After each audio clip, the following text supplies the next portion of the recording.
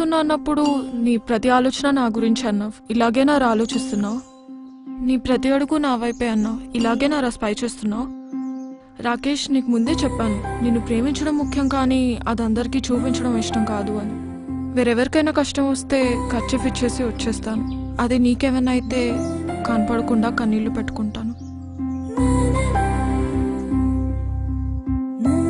వాడెవడో costly gifts ఇచ్చాడని నువ్వు అంతకంటే కాస్ట్లీ గిఫ్ట్స్ ఇవ్వాలని నేను అనుకోవట్లేదు. కోట్లు సంపాదించి కాళ్ళలో తిప్పాలని నేను నిన్ను ప్రేమించలేదు. కళ్ళలో పెట్టుకుని చూసుకుంటావని ప్రేమించాను రాకేష్. అయినా ఇద్దరు మనుషులు కలిసి ఉండాలంటే కావాల్సింది ఒకరి మీద ఒకరికి నమ్మకం రాకేష్.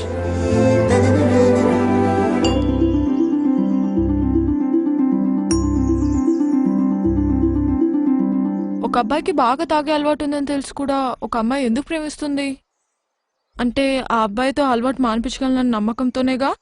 ఒక అమ్మాయి 6 మందితో క్లోజ్గా ఉన్న అబ్బాయి తనని ఇష్టపడుతున్నాడు అంటే ఆ అమ్మాయి తనదే అనుకొని తను తప్పు చేయదు అన్న నమ్మకంతోనే. ఆ నమ్మకాన్ని ఒమ్ముపాలు చేయను నేను ఎప్పుడు.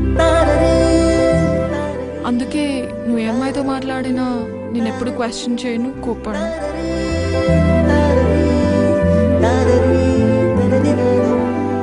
ఎందుకంటే ఒకరిని మనస్ఫూర్తిగా ఇష్టపడితే ఆ ఇష్టం జీవితాంతం ఉంటుంది. రే, నాకు ఒక విషయం చెప్పు. ఇప్పుడు మీ ఇంటికి చుట్టాలు వచ్చారని మీ అమ్మ వాళ్ళకి ఎక్కువ వడ్డిస్తే నీకంటే వాళ్ళు ఎక్కువనా? ఇక్కడ వీడు అంతే, వాడు నీకంటే ఎక్కువ ఎప్పటికీ కాలేడు.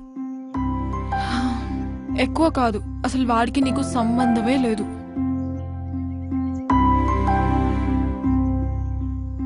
చూడ్రా, నువ్వు అడిగావని అలగను, ఆరాధిస్తున్నావని అరవను, ఆలోచిస్తాను.